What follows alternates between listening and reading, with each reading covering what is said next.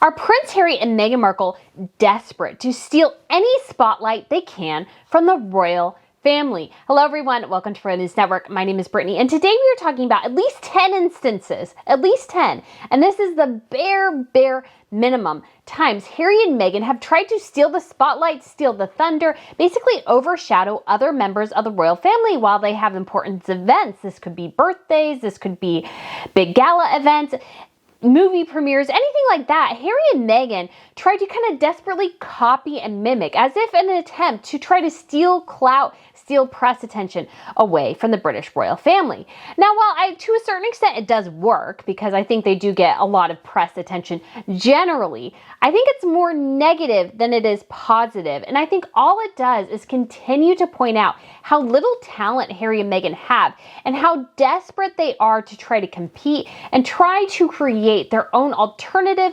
competitive branch of the royal family in the United States. And it's fallen completely and utterly flat.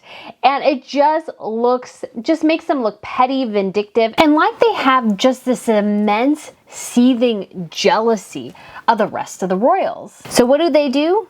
But try to mimic the royal family, even though they were desperate to leave it, hated every aspect of it, of course, I guess except for the press attention that it could give them. And how much better off they would be if they stopped the nonsense of trying to be like the royals and instead tried to create their own brand, their own image outside of the shadow of the royal family. Because when they try to compete, I'm sorry for all the Sussex stands out there, they will forever lose.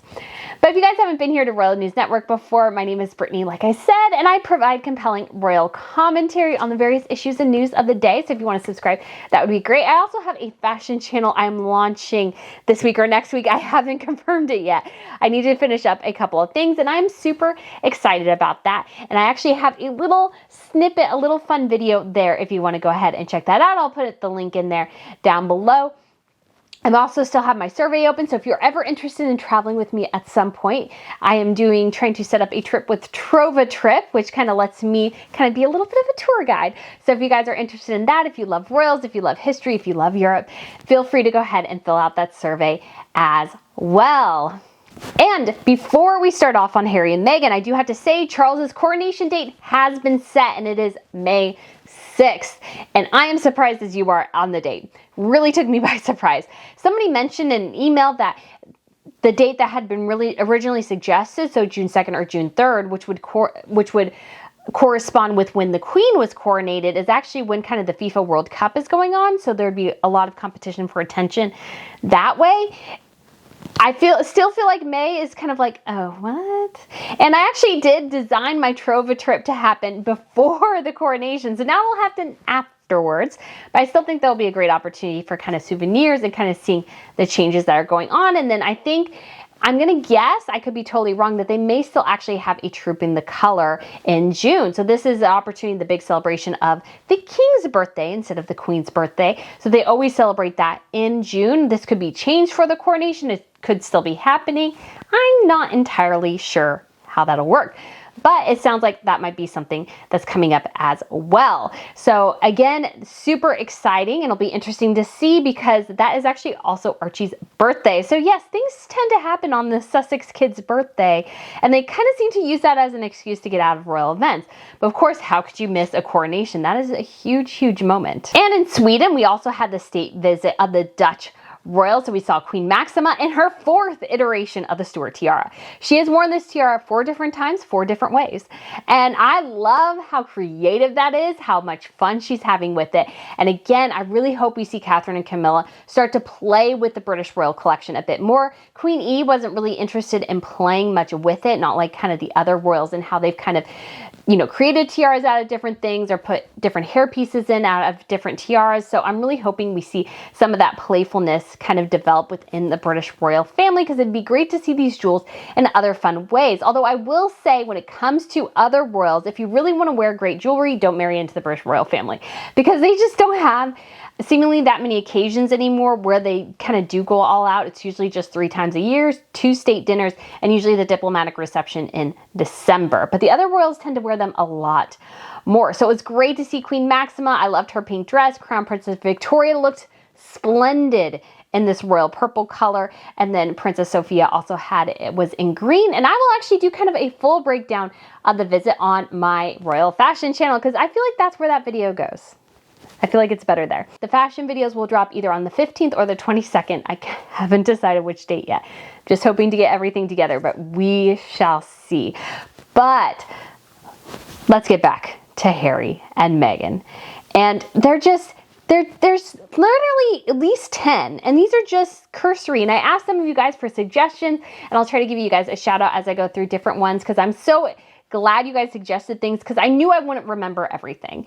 And somebody would mention something in the comments later and I'd go, oh, I totally forgot about that. And I feel like that'll still probably happen, but I feel like I have a good mix of different things that are going on. And obviously kind of the biggest one is that Harry and Meghan have been given the Ripple of Hope Award from the Robert F. Kennedy Human Rights Center. And this is from its president, Kerry Kennedy. The couple has always stood out for their willingness to speak up and change the narrative on racial justice and mental health around the world.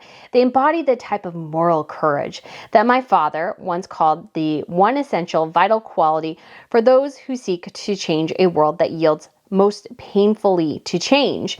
Harry and Meghan were chosen because they have demonstrated a lifelong commitment to building strong and equitable communities, advancing the global dialogue around mental health, and advocating for a better world, both on and offline. What I want to know is, what have Harry and Meghan actually done to change any of this? Tell me, give me actual instances where they have changed, kind of talks about race, talks about, the internet, besides giving platitudes from their $15 million mansion. They really just don't say that much. And what they say is kind of vacuous and hollow in many ways. So I feel like this is, I'm sure Kerry Kennedy is super thrilled, because she's planning on selling some tables for $100,000 to this event. So she's really excited about this. She's also awarding, and this is how pathetic actually Harry and Meghan look at this award ceremony. She's also recognizing Volodymyr Zelensky, so the current president of Ukraine, who has been battling for his country's freedom for the past, 6-8 months now. They're awarding this award to him too. Comparing him, Prince Harry and Meghan Markle, there's just no comparison. They're not even remotely on the same level. Awarding Harry and Meghan this exemplifies how hollow they really are, and how hollow their efforts, I think, are to a much greater extent. However, here's the thing. When is this happening? Why it's happening? December 6th. That is 4 days after the Earthshot Prize in Boston, where Catherine and William, so the Prince and Princess of Wales, will be giving out the Earthshot Prize at, I kid you not, the John F. Kennedy Library. So Robert F. Kennedy and John F. Kennedy were brothers, much like Harry and William. And Robert F. Kennedy served as the Attorney General during his brother John F. Kennedy's presidency. So yes, the older brother is like hosting the older Royal Brothers event, while the younger brother is hosting the younger Royal Brothers event. Now, Robert F. Kennedy ran for president. Unfortunately, he was assassinated before the election took place. And so that is quite sad. Obviously, John F. Kennedy was also assassinated. Very, very sad tale. Hopefully none of that happens in this situation. Although it has been said that security will be incredibly tight at the Earthshot Prize. So I'm hoping, if you guys haven't subscribed, please do already, because I'm hoping to ask for press credentials, and I'm hoping to get them, and the bigger my audience is, maybe the more likely that'll happen. So if you guys want to do that, I would really, really appreciate it. But like I said, it's like two brothers going to head to head, two brothers going to head to head. So it could be that this event was always going to happen December 6th, because it says in kind of the official press statement that when the Duke and Duchess accepted our award laureate invitation back in March, we were thrilled. The couple has always stood out for their willingness to speak up and change the narrative on racial justice and mental health around the world. So it's kind of continuing on the same statement. But it's so obvious, and this has happened so many times, that it's impossible not to point it out, that Harry and Meghan seem to do things kind of after Catherine and William in an attempt to either steal their thunder, to try to pull attention away, or to try to outshine their royal relatives. And I'm sorry, but that's just not going to happen. It's just not. And I think what it points out is how much Harry and Meghan still want that royal world without actually doing any of the royal work. They want all the accolades of being kind of part of that royal sphere without actually being part of that sphere. And what happens is, I think everything falls increasingly flat and they look increasingly desperate, petty, and vindictive because they did not get their way in the Megxit deal. So they're trying to recreate their kind of royal court here in the United States. And obviously as well, a lot of people have mentioned and suggested, although I don't know if it's entirely true, that Harry and Meghan perhaps paid for this award much like they have other awards. They've been given a couple of awards like the NAACP award where everybody was kind of like, why are you getting this? Besides being a mixed race woman marrying into the royal family and Harry being a white guy and a British royal, why did you guys get this award? No, a lot of people were just kind of confused because it just didn't make a ton of sense. But I feel like Harry and Meghan, again, they want to mimic what the royals are doing, but without actually being royal themselves. And it just makes them look, I think, silly. And again, maybe they didn't know when the date was. Maybe they kind of were hoping, maybe they had some inside track on what would happen with Earthshot Prize. Either way, that just narrow time frame that these two events are going down is just, it's hard to ignore because there's been a pattern of this. So this is the first example. Let me give you a couple of others, so actually 9 others, so several, of instances where Harry and Meghan, and I feel like, again, especially Meghan, is trying to compete with her royal relatives and trying to outshine them, and it's not going well. So kind of the first instance that really comes to mind is when Catherine wore that utterly gorgeous, I think it's been the pinnacle of her fashion, that gold dress that she wore to the James Bond premiere. It looked incredible. She looked incredible.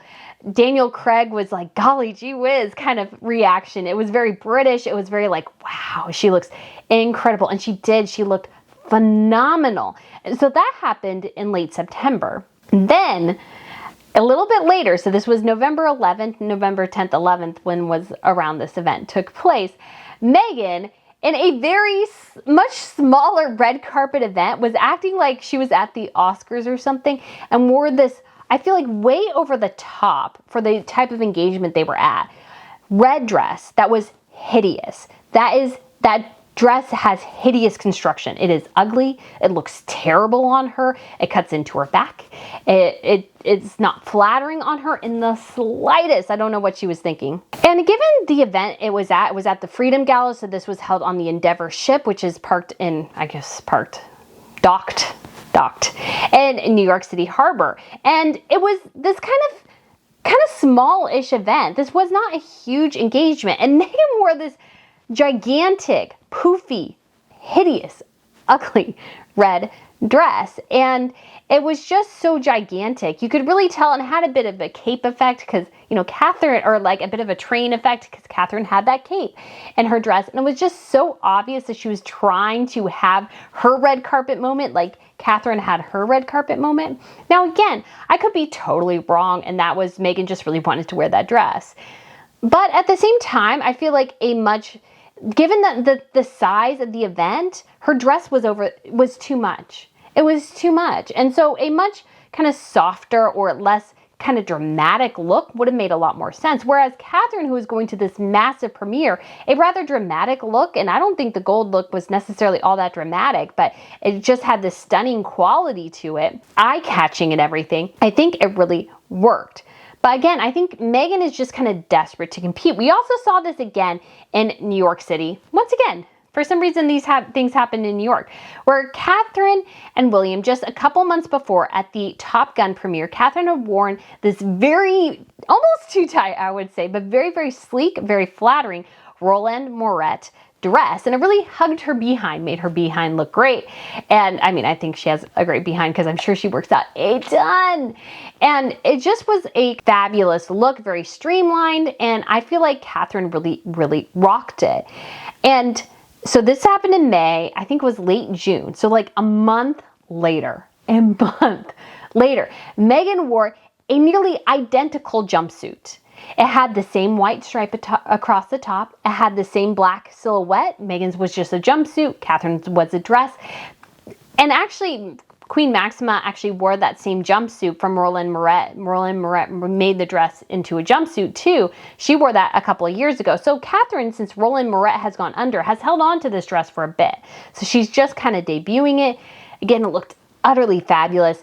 And Meghan walking out in the exact, like almost the exact same silhouette. And you're just like, girl, you're not even out as much as Catherine and William. And literally, you're going to a dinner dressed in a $5,000 jumpsuit, by the way. That thing was pricey. Trying to compete with Catherine, and it just didn't work. It, again, was not, I don't think, particularly flattering on her. And it was just, I felt like such an attempt to try to compete with Catherine and try to outshine her in fashion. I'm sorry, I don't really see that has ever happened yet with Meghan, really, in comparison with Catherine. I think Catherine always knocks it out of the park and understands, I think, royal dressing, whereas Meghan's playing dress up, whereas Catherine is actually a royal dressing as a royal, if that makes sense. So you just see those two comparisons. And Meghan has done this, worn things that many people have said, look like things Catherine has worn before. Somebody mentioned Meghan's reception dress looks like Catherine's reception dress. I think that was more the style back then, so I don't really necessarily count it.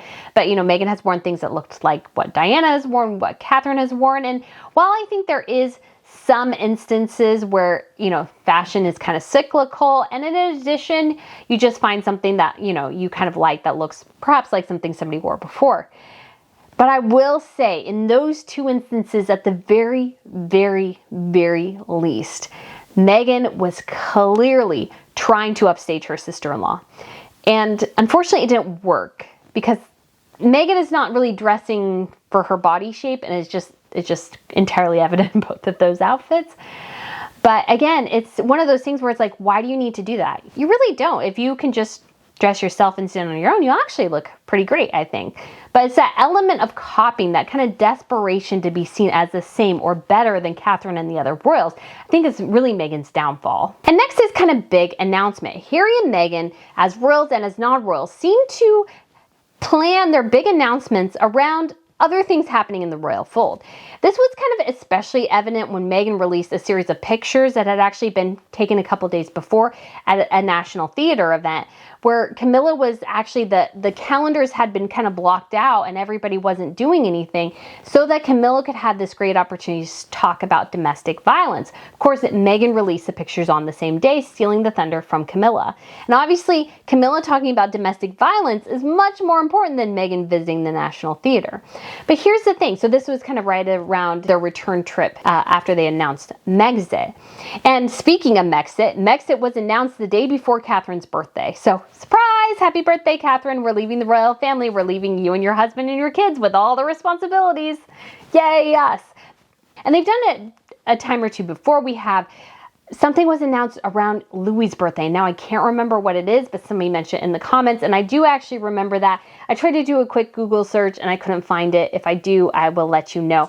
But again, it's this whole thing where somebody else has something going on, and they try to interject themselves to see if they can steal thunder from it. They also did this with ITV, with their documentary about them being in South Africa that released when Catherine and William were making a huge trip to Pakistan. It was one of their best foreign royal tours. They looked utterly regal. They looked like the future prince and princess of Wales that they were at the time. It was just a fabulous, fabulous trip. And Harry and Meghan had their documentary released right at the same time. And again, stealing those headlines.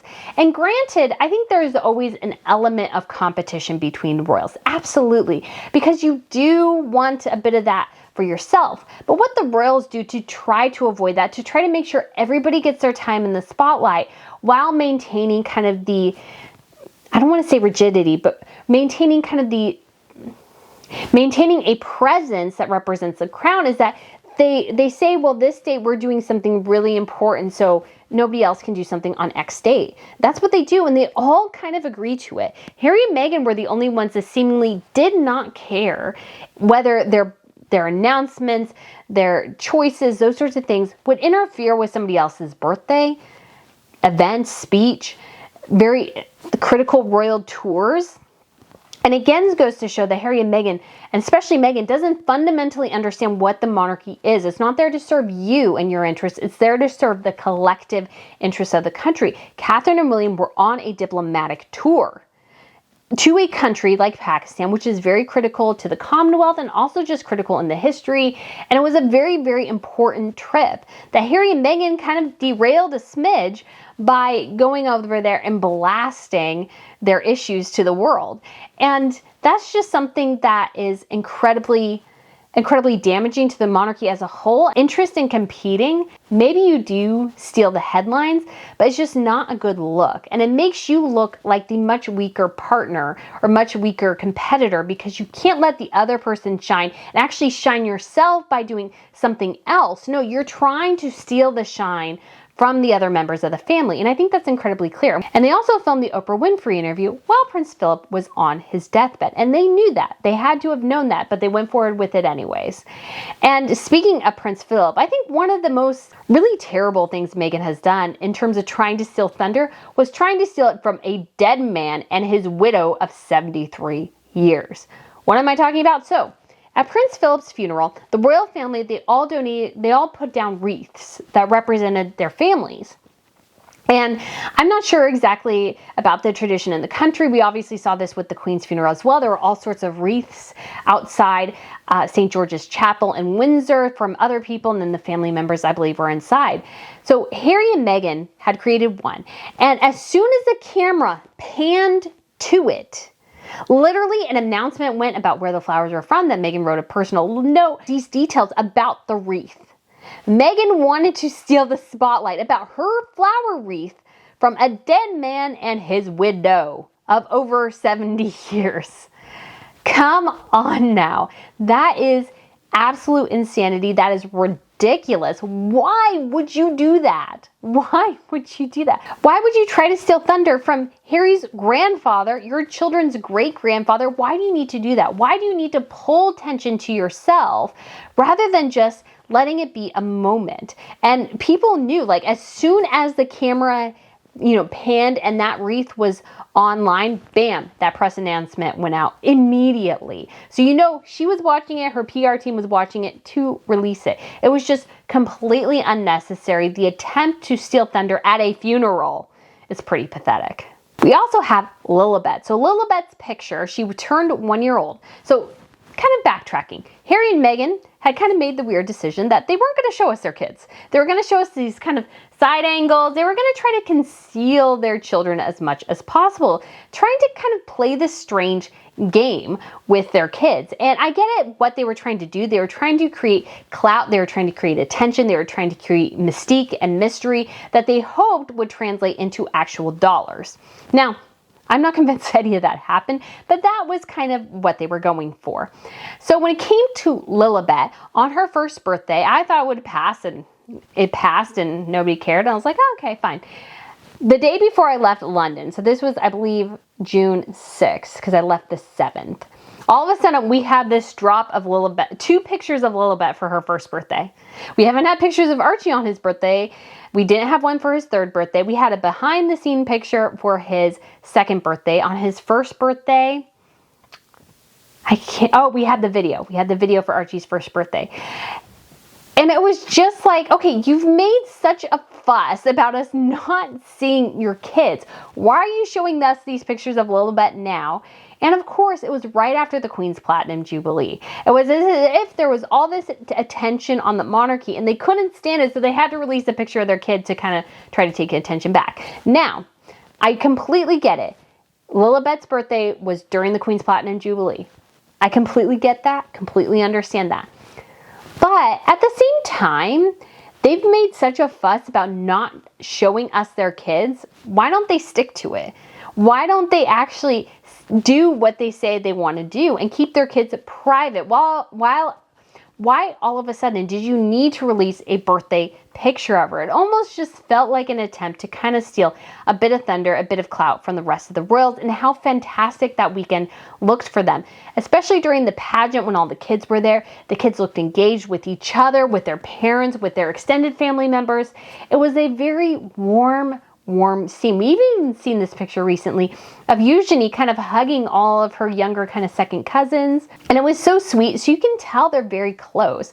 And I feel like Harry and Meghan, again, we're looking at all this and Louis was stealing the show. It's like, well, we'll get Lilibet out there. But of course, actually, what I noticed when I was at the Heathrow airport, I can't say for the rest of London, absolutely not. But when I was at Heathrow, Lilibet's picture, which was an exclusive for The Sun, I believe, was not actually moving that well. Because Harry and Meghan have been so squirrely about their children, I think people are kind of like interested and yet not really interested in the slightest.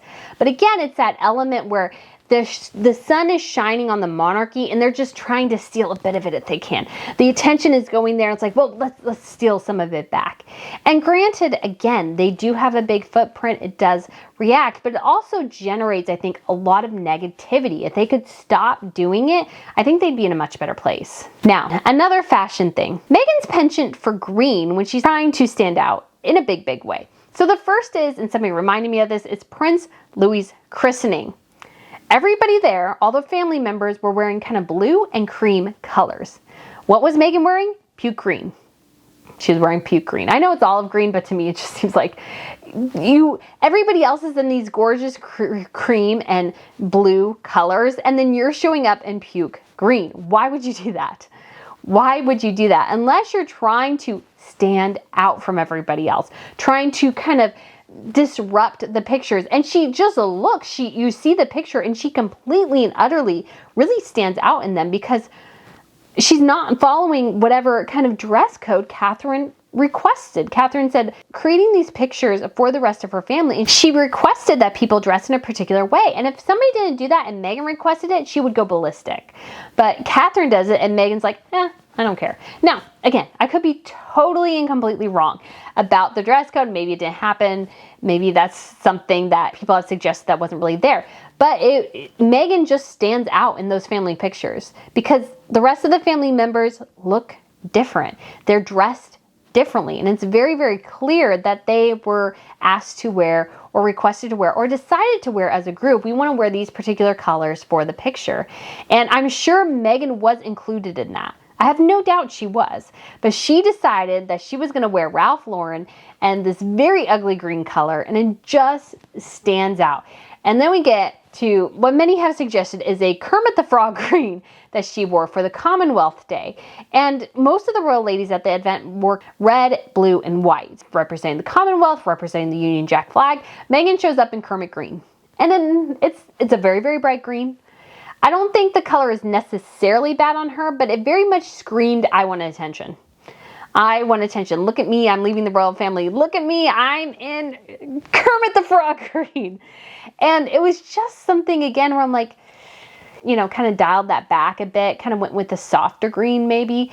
But no, it was kind of the brightest color in the room. So it just very clearly, I think, screamed attention. And then when we had the procession out, this picture still always gets me. Everybody else looks like this is the worst time period in their entire life. Their expressions are kind of angry and frustrated, even Harry's, but Meghan's just smiling serenely as if it's all above her. And it was just one of those things, again, that highlighted to me how fake she is. The next comparison I think is kind of interesting. This will be a little bit different because it's not as much them trying to steal Catherine Williams' thunder as Harry and Meghan, I think, living beyond their means to try to compete with the royals.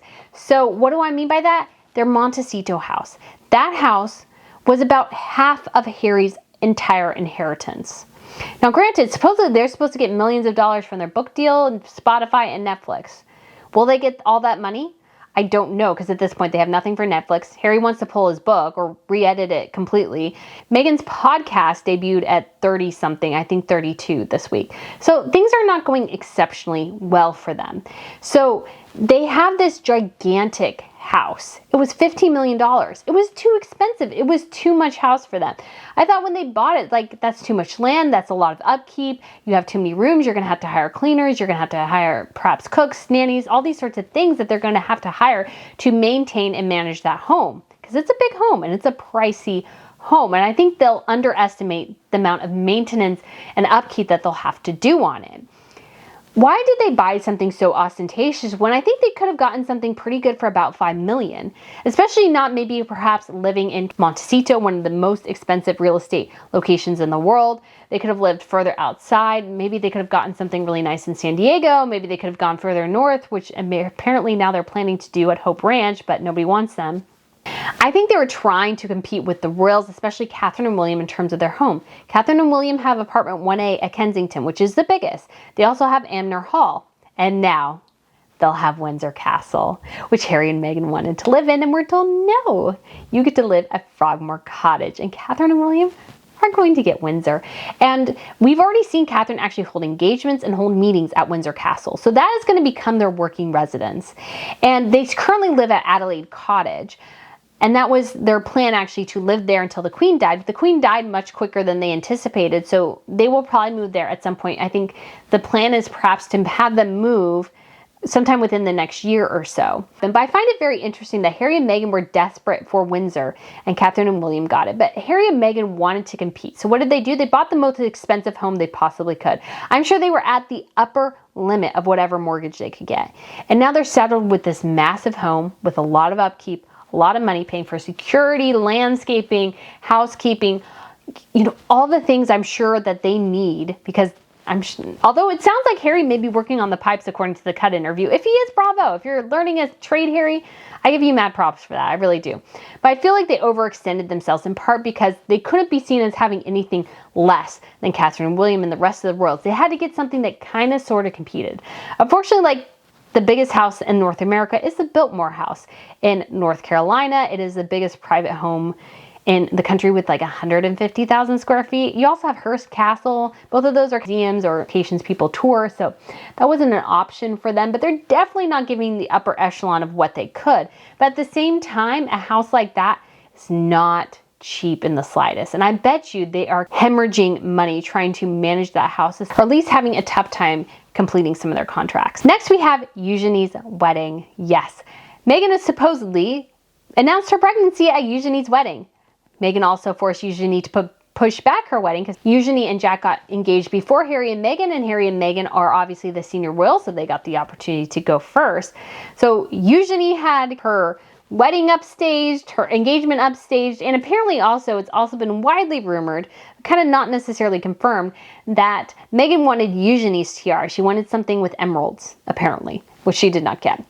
But again, it comes back to this thing where it's like, that's even most people. Don't announce your engagement at somebody else's wedding. Don't announce your pregnancy at somebody else's wedding. Like, those are basic things that people do in like the real world. And Meghan at a royal wedding still tried to outstage her own cousin-in-law. Come on, let the girl have her day. But I think as well, Meghan's dress, I think, was really lame. Eugenie had a beautiful dress. I loved Eugenie's dress. It was so unique and interesting. Eugenie also had the tiara perhaps Meghan wanted. I liked Eugenie's tiara much more than I liked Meghan's. So I feel like Meghan, that was her way to get back at Eugenie because she was outclassed and outshined, and that's really challenging for Meghan. Another kind of competitive thing to consider is that Catherine and William and their Polo, and Harry and Meghan at Polo. So Catherine and William, throughout their dating time, spent a lot of time at Polo. Catherine apparently watched the games very closely so her and William could discuss them later. There are a lot of pictures of Catherine at Polo. And I feel like we had this great interaction with Catherine and William at Polo, and where they just looked utterly regal. They really, really shined. And then we had Meghan and Harry. So Meghan and Harry, I feel like their attempts at Polo was kind of Meghan's way of saying, oh, Harry, you can do this thing because it's royal. It's kind of a royal thing and we can use that. And so, yeah, get on your horse, do the polo thing, and then we'll have this kind of event where Meghan dressed up in this polka dot shirt. She had this hat. It was like very clearly a nod to the Brits, but also at the same time she looked rather ridiculous. She went over and she had that kind of famous instance where she went over and she kissed Harry on the lips while she was giving away the trophy and then wiped some of her lipstick off his face, because that's what every grown man wants, right? And then they did like they lifted up the trophy and she looked kind of ridiculous as she was trying to get in there. It was just kind of rather lame, and it was just so strange too, I feel like, to see them there without their children. So Polo is very much a children's event. Catherine and William have gone to Polo with their kids several times. It's something they go to, I think, and really enjoy. Whereas Meghan and Harry always seem to be I always see them and I'm like, are you guys parents or not? Because I never see you with your kids. You talk about it, but I don't ever actually see you with your children. So again, it's hard to see you as parents if we don't see you interacting with your kids a lot. It's just harder to, I think, play that narrative because it just doesn't feel quite as right. That's just my personal opinion on that matter. But anyways, so Harry and Meghan, I feel like, again, we're trying to kind of emulate the royals by having this, especially this big charity polo event where Meghan looked a little bit ridiculous and the outfit was awful and all these things. And it just, again, fell completely flat because she's not a royal and really neither is Harry anymore. And they've gone away from that fold. And every time they try to act like they are, they just look like fools. And I think getting to my last example here is, I did a whole video on this, so I'll link it down below if you want to see it, is the picture Harry and Meghan released 2 days after the royal court released a picture of King Charles, Queen Camilla, the Prince and Princess of Wales. Catherine and William, Charles and Camilla looked kind of majestic. They looked like the kings and the future king that they are. Harry and Meghan, where Meghan was clearly the focal point of all the pictures when these were pictures taken before her One World Summit. It was the timing of the release, like within days, is so clearly an attempt to go, well, we're royal too. Look at our pictures. We're standing together tall. But again, it just didn't fly. And when you see now this announcement of this charity event that's happening basically at the same time as the Earthshot prize, I just want to go, really? Harry and Meghan perhaps, again, did not know when this event was scheduled. But honestly, if I was them, I would decide not to attend. Because again, you just look like you're grasping at straws. You're trying to reclaim that royalness that you left behind. And you're trying to create this pseudo court in the United States. And you know what? Royalty only really works when royals live in castles. If they don't live in castles, I'm sorry, the Montecito house is big. It kind of looks like an Olive Garden, as many people have said, which is an Italian restaurant here in the States, but it's not a castle. So you're not really royals anymore. Harry and Meghan, if you took any of my advice, if you ever saw my videos, this would be my advice to you. Stand on your own 2 feet. Don't try to be the royals. Be yourselves and create something different. I mean, obviously Harry and Meghan have a great platform and they want to engage in charities. I get it, but they're really doing it, again, so much as royals. They're trying to emulate the royals and what they're doing rather than doing it more as perhaps celebrities or just doing it as private citizens instead. They need to take like 10 steps back and evaluate themselves and go, okay, we're in California. We want to create a role for ourselves. We want to be independent. How do we do that? But instead, I feel like every time I see them, they're trying to be royal and they're not. I'm sorry, but they're not anymore. That was their choice. When they did that pseudo-royal tour of New York, it was a pseudo-royal tour. There's no other way to spin it. They were going around the city as if they were royals. That's not what normal celebrities do. That's not even what kind of billionaires do. They don't even do that. So it was like you were so trying to be royal. But every time they do that, they're just compared to the original. And I'm sorry, the original will always beat you on this because unfortunately, you're not going to be king and queen. You can't wear tiaras. You can't wear priceless jewelry at the same level as Catherine and Camilla can. You won't be able to wear the robes of the Order of the Garter. There's so many things that you can't do. So don't even try. Don't even try. Instead, establish yourself as independent. Maybe Meghan was a terrible actress, but hey, maybe try going back to acting. Try going back to acting classes.